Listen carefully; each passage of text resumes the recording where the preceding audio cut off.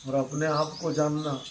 अनेक प्रकारना दादा वातोथी आ मनरूपी दर्पण मेलू थाय एटले पोतानुं आत्मदर्शन ना थाय।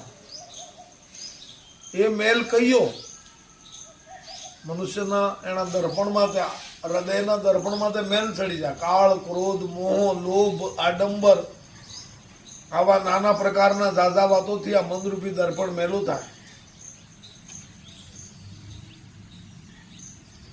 तेने माटे उपाय शुं करवो, केवो उपाय करवो जोईए ते मार्गदर्शन मळे।